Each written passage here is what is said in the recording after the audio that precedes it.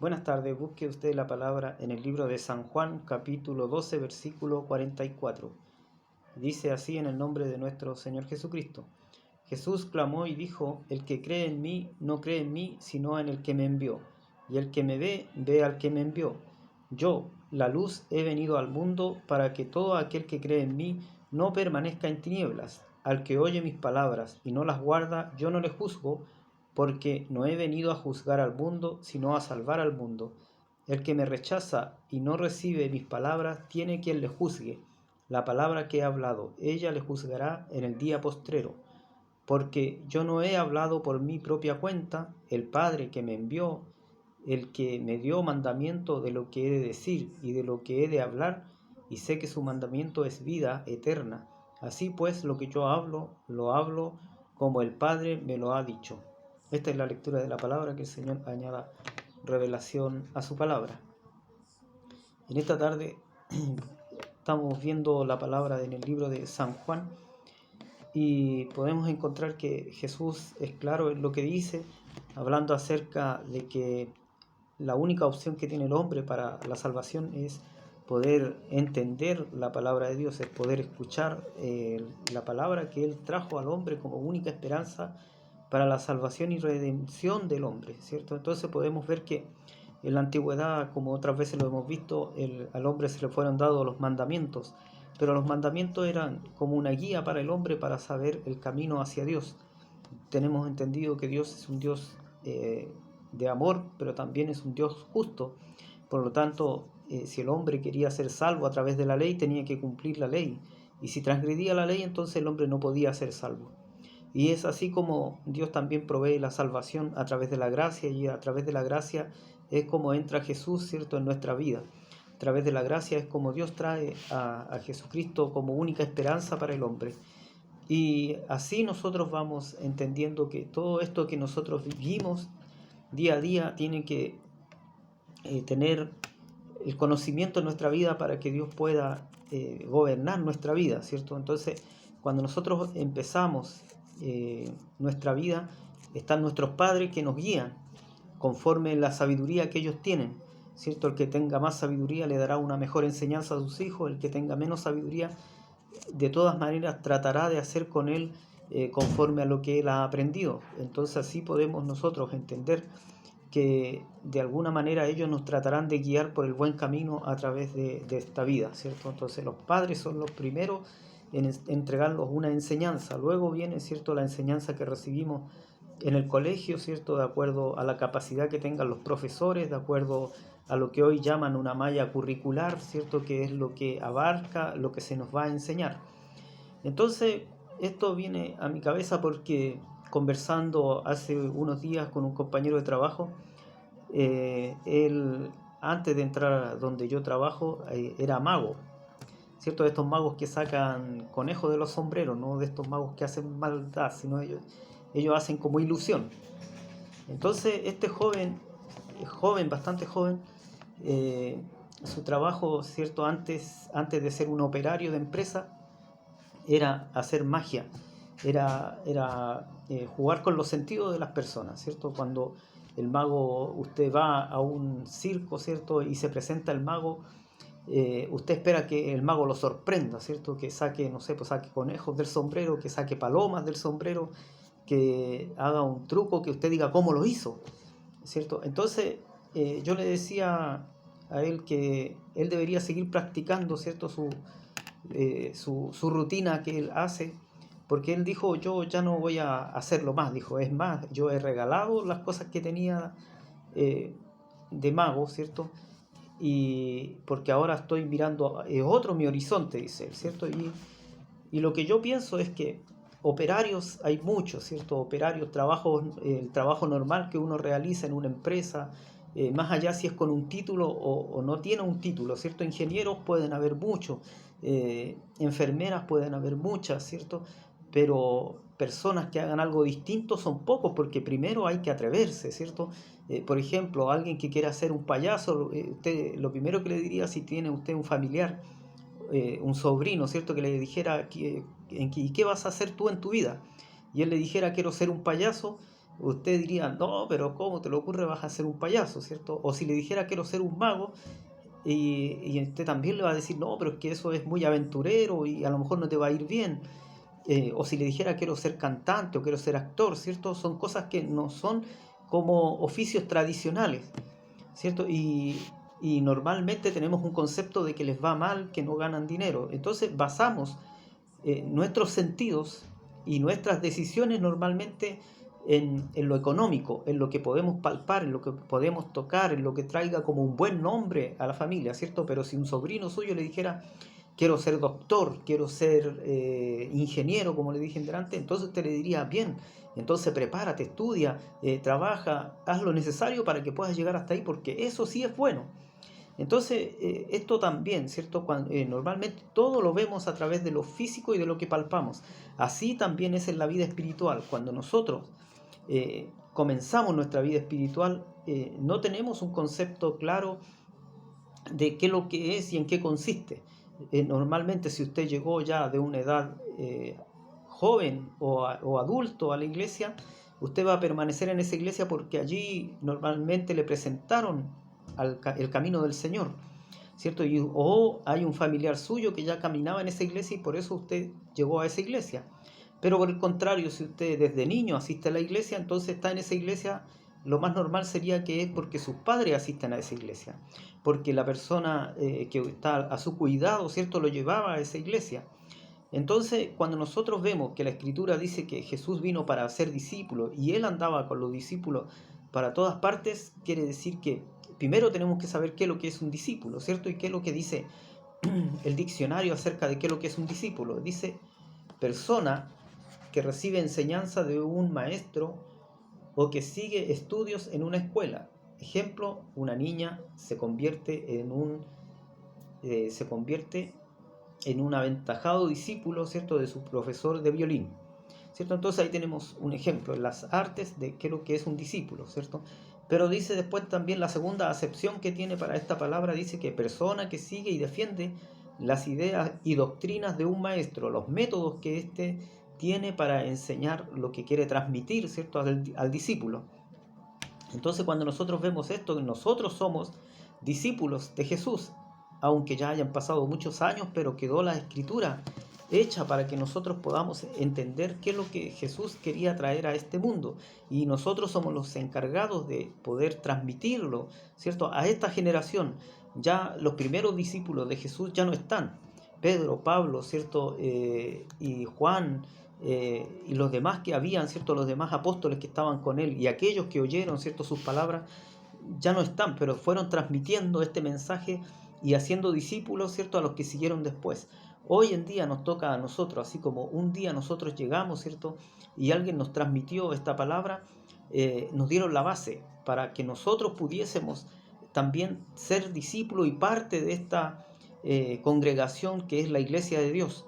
Pero para eso nosotros debemos entender que un discípulo de Jesucristo no es solamente el que asiste a la iglesia 3 veces por semana y aprende en el culto lo que es la salvación, lo que es la vida eterna, lo que es el reino de Dios, lo que es el pecado, lo que es la maldad, lo que es las distintas cosas que componen lo que viene siendo, ¿cierto?, lo que nosotros debemos aprender como cristianos, ¿cierto? Así como debemos aprender acerca de la salvación, también debemos de conocer por qué es que nosotros somos, o por qué, ¿cierto?, el hombre es un hombre caído, ¿cierto?, por causa del pecado.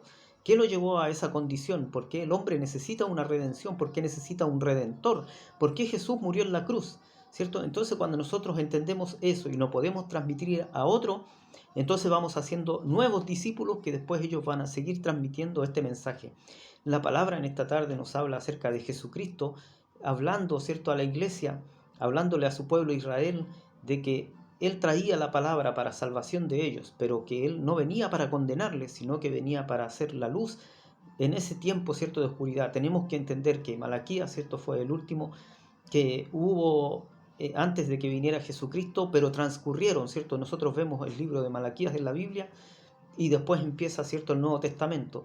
Pero no entendemos que entre Malaquías y la venida de Juan el Bautista a predicar, pasaron más de 400 años en que no había palabra de Dios para el pueblo de Israel. Había una sequía espiritual que ellos no podían revertir, por decirlo de alguna forma, ¿cierto? Y cuando aparece Juan el Bautista, ¿cierto? Podemos entender que a causa de esa sequía que había, la necesidad de oír palabra de Dios, es que Juan el Bautista no iba a la sinagoga, sino que predicaba en el desierto, y allá llegaba la gente a oír palabra de Dios, porque había necesidad en su corazón, en su alma, de poder oír la palabra de Dios. Que el Señor nos bendiga, nos guarde y nos ayude para poder entender que así también estamos en este tiempo, ¿cierto? Quizás no hay un Juan el Bautista que esté predicando en el desierto, ¿cierto? Pero sí hay hermanos que salen a predicar a las plazas porque la iglesia está encerrada, ¿cierto? Quizás usted ha ido en estos días a la feria y ha encontrado hermanos que están predicando cerca de la feria porque el Señor está proveyendo el alimento para que usted pueda oír palabra de Dios, para que usted no se seque, ¿cierto? Como la hierba que cuando deja de mojarse, cuando deja de regarse, ¿cierto? Aquel pasto verde que usted puede ver en la plaza y no recibe agua, entonces se seca. Así también es la vida del cristiano cuando no recibe el rocío del Espíritu Santo de Dios. Querido hermano, busque usted, ¿cierto?, el cómo alimentarse de la palabra de Dios. Cuando nosotros vemos, ¿cierto?, que nosotros debemos ser discípulos de Jesucristo, tenemos que entender que Él en todo momento andaba con sus discípulos, no los dejaba en la casa los días que no había reunión como lo hacemos nosotros, ¿cierto? Nosotros quizás asistíamos a la iglesia los martes, jueves y domingos, pero Jesús andaba todo el tiempo con sus discípulos. Entonces, en cada situación que ellos vivían, Jesucristo actuaba de acuerdo a cómo ellos debían después actuar cuando Él ya no estuviera, ¿cierto? Cuando le preguntan, ¿cierto?, si se debía pagar el tributo, entonces Jesús le dice, muestren la moneda, ¿cierto? Y la moneda tenía por un lado a César. Entonces le dijo Él, al César lo que es de César y a Dios lo que es de Dios, ¿cierto? En cuanto al tributo, entonces daba a entender que cada uno tenía que entregar la parte que correspondía a cada cual, ¿cierto? A César, ¿cierto? Al que está por gobernador sobre nosotros, nosotros debemos entregar lo que Él pide. Pero así también a Dios debemos entregar lo que Él nos pide a nosotros, ¿cierto? Entonces el tiempo para Dios, dejarlo aparte, y el tiempo para el trabajo y la labor diaria también. Cuando nosotros analizamos la Escritura y vemos la historia de Samuel, ¿cierto? De Ana, que sufría tanto, ¿cierto? Porque no podía tener hijos. Ana era la madre de Samuel. Y Ana tenía el esposo que se llamaba Elcana, pero ellos no podían, él tenía una esposa también que se llamaba Penina, y Penina siempre tenía hijos, pero Ana no podía tener hijos. Entonces ella dice que un día llegó ante el altar de Dios, ¿cierto? Y derramó su alma, y aquel que estaba, ¿cierto?, en ese tiempo como sacerdote, ¿cierto?, Elí, que era el sacerdote en aquel tiempo, pensó que ella había llegado en estado de ebriedad o de intemperancia, ¿cierto?, que se le había pasado la mano, ¿cierto?, al beber el vino, y pensó que ella estaba ahí como pasando la pena de lo que le provocaba el vino en su sangre. Pero ella le dice que no, sino que estaba derramando su alma por la petición que había en su corazón, y la petición que tenía Ana era la de poder tener un hijo. Entonces cuando Dios le concede el tener un hijo, ella lo entrega a Dios, ¿cierto? Y este fue el profeta Samuel, el que sirvió a Dios hasta el momento en que Jehová lo llama, ¿cierto?, para su servicio. Y ahí nosotros podemos ver que hay cosas que quizás para nosotros no son totalmente lógicas, ¿cierto? Cuando nosotros vemos que en nuestra familia fallan las cosas, ¿cierto?, que no salen de acuerdo a lo mejor a lo que pensamos, y entonces decimos, si nosotros tuviéramos, ¿cierto?, un orden en nuestra familia o en nuestro hogar, las cosas no serían así. Si hubiésemos hecho las cosas bien, entonces las cosas no saldrían mal. Pero esto no es tan así. Mire, tiene que usted entender que la historia, ¿cierto? Cuando Elí, que era el sacerdote en ese tiempo, cuando Ana viene a derramar su alma, ¿cierto?, y su corazón delante de Dios para pedirle un hijo a ella, entonces ella le propone a Dios y le dice, si me das un hijo, yo lo pondré a tu servicio. Entonces Dios, que tiene todo en su conocimiento, ¿cierto? Porque Dios es eterno y no tiene un principio y no tiene un fin, sino que Él todo lo conoce y todo lo sabe. Entonces ya Dios trazó todo lo que se había de hacer con ese varón, ¿cierto?, que iba a ser Samuel. Entonces, lo que el sacerdocio que estaba en las manos de Elí y su descendencia es cambiado, porque los hijos de Elí, siendo que su padre era un sacerdote, ¿cierto?, el sumo sacerdote en ese tiempo, no actuaron de acuerdo a lo que su padre hacía, sino que ellos hicieron lo malo, ¿cierto? Y robaban y no daban la honra a Dios como debían hacerlo, ¿cierto? Como hijos del sacerdote, sino que ellos haciendo lo malo, Dios les advierte, ¿cierto? A través, cuando la primera vez que llama a Samuel, le dice lo que él iba a hacer, y Samuel no se lo encubre, ¿cierto? A Elí, sino que le dice al sacerdote lo que iba a suceder con sus hijos, por causa de que ellos eran desobedientes a Dios. Pero al pasar los años, Samuel llegó a ser profeta, ¿cierto? Llegó a ser juez de Israel.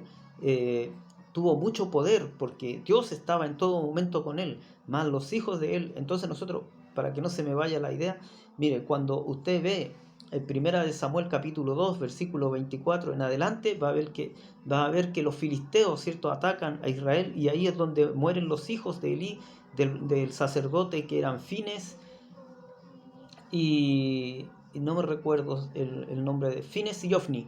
Son los hijos de Elí que mueren, ¿cierto? Y no pueden ocupar el sacerdocio que deberían heredar ellos, pues la desobediencia Dios los había descartado y los había sacado, ¿cierto?, de lo que les correspondía por causa de que no obedecieron a Dios.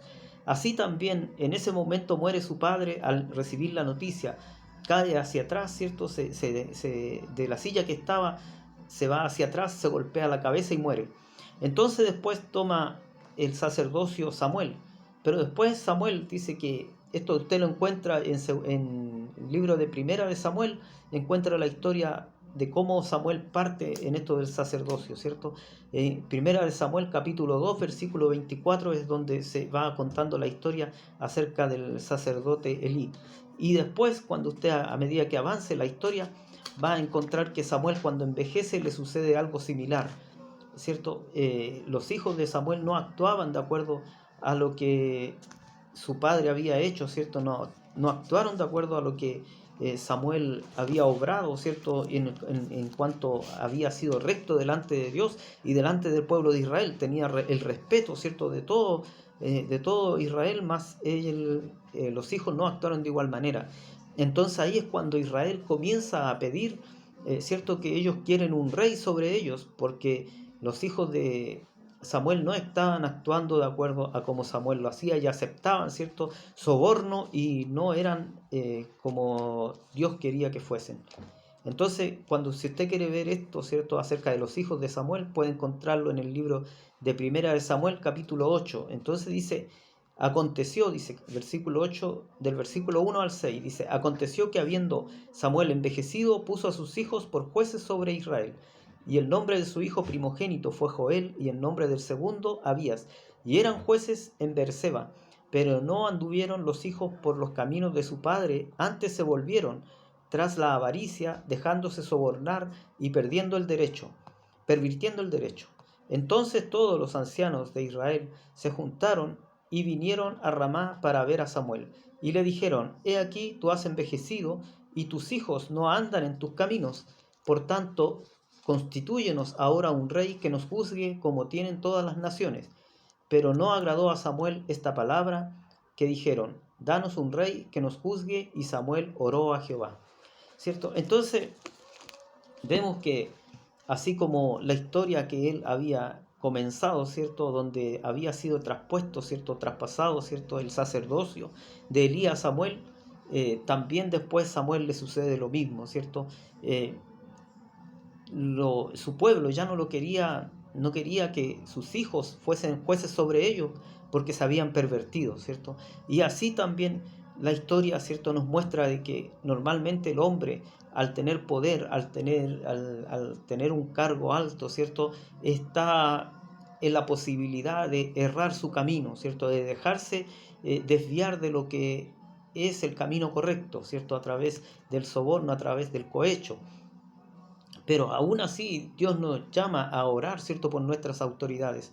Entonces esto quiere decir que la palabra, ¿cierto?, que nos llama este día era de que Jesús, a través de su palabra, no les estaba diciendo que Él venía para juzgar ni para castigar al pueblo, sino que era para salvación, para redención del pueblo, es que venía Él y que lo había enviado Dios.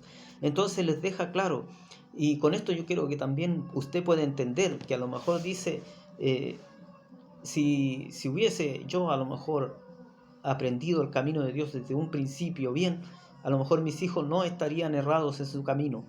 Pero eso quiere decir que tiene que haber una constante, ¿cierto? Ojalá esto me lo pueda entender bien, ojalá usted pueda, ¿cierto? Hacerse una idea clara de lo que le quiero transmitir, que el ser discípulo de Jesucristo, el ser discípulo de las Escrituras de Dios, de acerca del camino de Dios, tiene que ver más que con ir el día específico a la iglesia o pertenecer a una iglesia en particular, ¿cierto? No importa la rama, sea metodista, sea pentecostal, sea adventista, sea de la iglesia que usted sea, tiene que ver con que usted aprenda acerca de Dios y tenga una constancia en el aprendizaje, ¿cierto? El buscar en las Escrituras, quizás muchas veces ya lo he dicho acerca de esto, de que para que nosotros podamos tener una clara idea acerca de Dios, debemos escudriñar las Escrituras para que así nosotros podamos también transmitirlo. Y no solamente leer las Escrituras, sino que también ponerlas por obra. Porque de esa manera aquellos que nos están viendo van a entender de que usted es diferente, de que usted es distinto. Si aquel que está cerca suyo no ve ninguna diferencia de usted con el mundo, entonces ¿por qué van a creer que hay un Dios verdadero, que hay un Dios poderoso, que hay un Dios fuerte, que hay un Dios que puede transformar las vidas, los corazones, que puede cambiar al hombre, al joven, a la señorita, ¿cierto? Entonces cuando nosotros nos dejamos guiar por las tendencias de este mundo y dejamos de lado la escritura de Dios, entonces quiere decir que no estamos de acuerdo a lo que Dios quiere de nosotros. Entonces Jesús es eso lo que les dice. Yo no vengo para juzgarles, ¿cierto? Sino que dice que Él viene para darles salvación. Totalmente distinto a lo que ellos creían, ¿cierto? Pensaban que venía para derrotar al imperio romano. Pero Dios no venía para derrotar a ese imperio, sino que venía para derrotar a un imperio aún más grande, aquel que tenía sumido al hombre, ¿cierto?, en un cautiverio que era el pecado, aquello que el hombre no podía tener fuerza para derrotar, pero Dios a través de Jesucristo viene y derrota, ¿cierto?, y al enemigo y le quita las llaves del infierno, ¿cierto?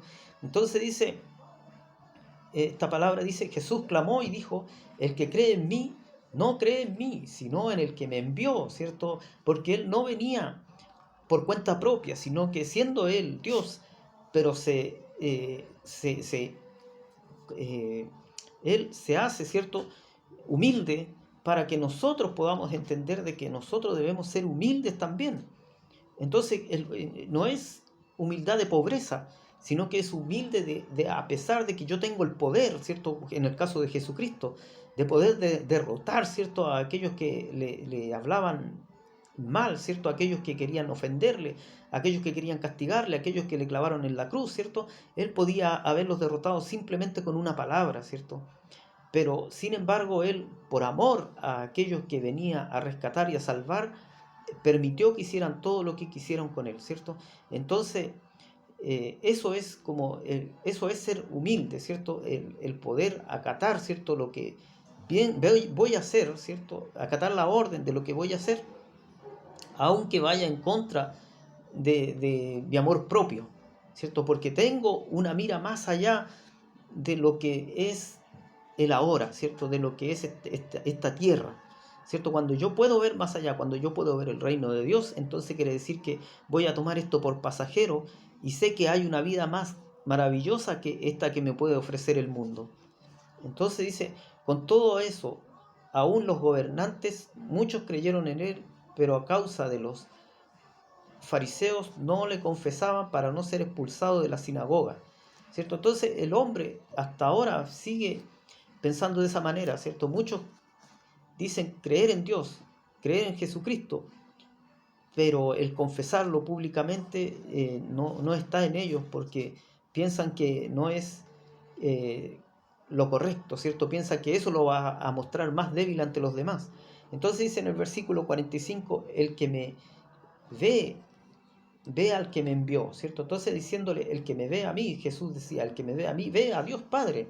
Es la forma visible, ¿cierto?, de este Dios invisible, ¿cierto? Es la forma en que Dios se presenta. Hay una historia del pastor Roger que a mí me gusta mucho, en donde dice que habían unas aves que iban emigrando al lugar más cálido, escapando del invierno, ¿cierto? Dice que los pilló una tormenta en mitad del camino. Dice que estas aves descendieron en un predio grande de un sembradío. Y este hombre dice que tenía mucho dinero. Y entonces él tenía un hangar donde guardaba su avioneta. Y dice que estas aves se quedaron ahí en el campo abierto, pero que el agua y la nieve que iba a caer los iba a matar si no se refugiaban bajo techo. Entonces él dice que él trataba de meterlas al hangar donde estaba el avión para que se salvaran, para que no murieran. Y decía que todos los intentos que hacía ellas se asustaban y trataban de arrancar. Entonces él dice que en un momento determinado él pensó y dijo, si tan solo por un momento me pudiese convertir en una de ellas, les diría que ese es el lugar que ellas tienen para refugiarse, para esconderse. Y es así como funciona, ¿cierto? Esto del mensaje de Dios, ¿cierto? Dios en un momento, la única forma que tiene de comunicarse con el hombre era a través de tomar la forma de un hombre y venir a esta tierra, ¿cierto? Y padecer todo lo que padeció para que así nosotros pudiésemos entender cuál era el mensaje de parte de Dios de salvación y vida eterna para el hombre, ¿cierto? Entonces, así también, yo se la resumí esta historia porque es más larga, pero la idea es esa, que Dios hizo este esfuerzo, ¿cierto? Esto que quizá para nosotros suena tan simple, pero imagínese usted un Dios poderoso, eterno, ¿cierto? Que gobierna por sobre todo, ¿cierto? Toma la forma de un hombre y viene a esta tierra a padecer, ¿cierto? Insultos, que le claven en la cruz, que le traspasen, ¿cierto? Su costado, que le insulte, que le difamen, ¿cierto? Pero para salvar al hombre lo hizo por amor a su creación, ¿cierto? Por amor a su nombre, dice que lo hizo.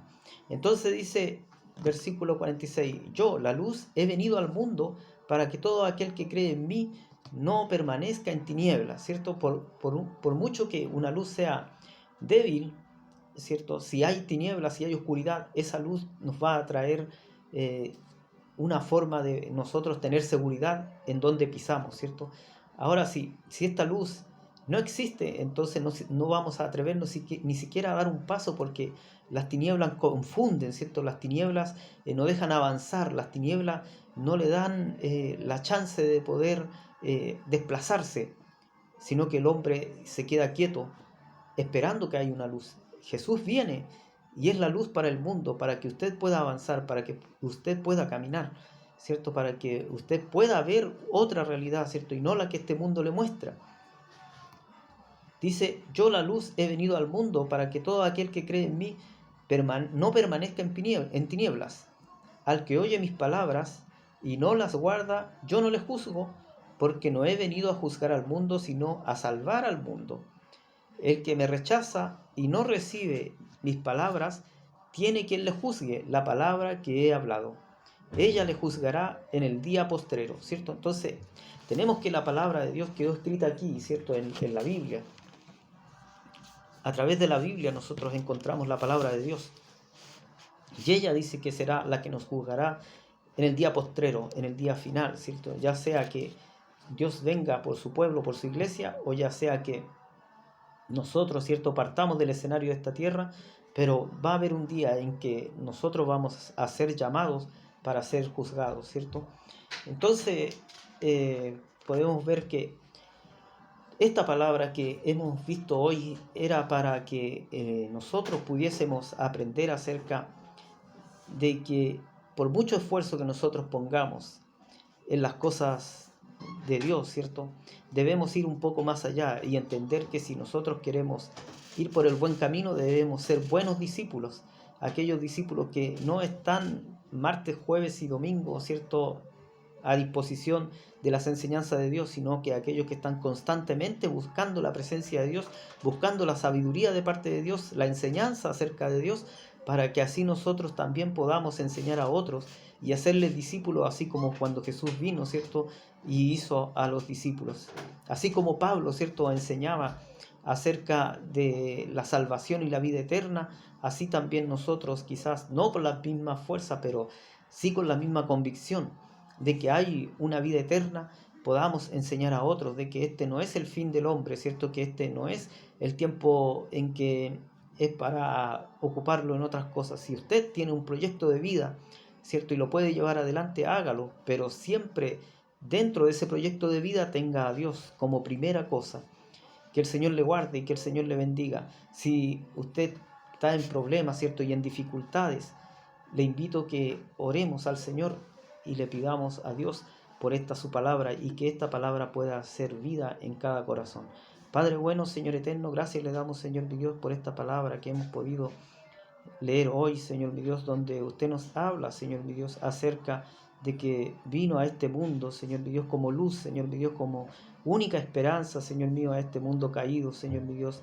Padre bueno, Señor eterno, que nosotros podamos entender que usted es la salvación y la vida eterna, que no hay otro camino, Señor mi Dios, hacia su presencia, Señor mi Dios, Padre amado, Señor mi Dios. Pedimos por aquellos, Señor mi Dios, que están, Señor, en oscuridad todavía, Señor mi Dios. A veces son familiares, Señor, cercanos, a veces son familiares lejanos. Más su luz, Señor mi Dios, dice que resplandece para todos. Padre amado, Señor mi Dios, que aquel, Señor mío, que no ha podido ser atraído a su presencia, que usted pueda salir en su camino. Padre amado, Señor mi Dios, yo sé, Señor mi Dios, que hay muchas peticiones en el corazón de mis hermanos, Señor mi Dios, y quizás en aquel que pueda ver este video, Señor mi Dios, necesite también, Señor mi Dios, acerca de su salvación y vida eterna, Señor mi Dios, que usted pueda hacer resplandecer su vida, Señor mi Dios. Quizás hay alguien, Señor, que está caído en las drogas, Señor mío, en el alcohol. Quizás hay alguien, Señor mi Dios, que ni siquiera le importa que haya un Dios, Señor mi Dios, más usted, Señor mío, salga a su camino, a su encuentro, Señor mi Dios, y sea usted obrando misericordia en su vida, Padre amado, Señor eterno. Hay muchos, Señor mi Dios, que piden, Señor mi Dios, a veces por sus hermanos, Señor mi Dios, sus hermanos sanguíneos, Señor mi Dios, a veces son familiares, Señor mi Dios, a veces son sobrinos, Padre amado, Señor eterno. Quizás ellos no le conocen, pero saben, Señor mi Dios, que hay una oportunidad y la única oportunidad es que usted haga un cambio en la vida de las personas. Le pedimos, Señor mi Dios, y le pido, Señor mi Dios, por cada uno de ellos, Señor mi Dios. Padre amado, Señor eterno, le doy gracias por aquellos que usted ha podido tocar y ha podido cambiar, Señor mi Dios. Por aquellos que quizás antes no tenían ninguna disposición para conocerle, pero hoy en día, Señor mi Dios, se prestan, Señor mío, a la posibilidad, Señor mi Dios, de poder conocerle, Señor mi Dios. Padre bueno, Señor eterno, porque usted es el único que transforma los corazones, porque usted es el único que transforma la vida del hombre. Padre bueno, Señor mi Dios, le pido, Señor, que esta palabra, Señor, pueda ser de bendición a cada uno de mis hermanos en la fe, pero así también a todo aquel que la oiga en este día. Se lo pedimos en el nombre de nuestro Señor Jesucristo. Amén.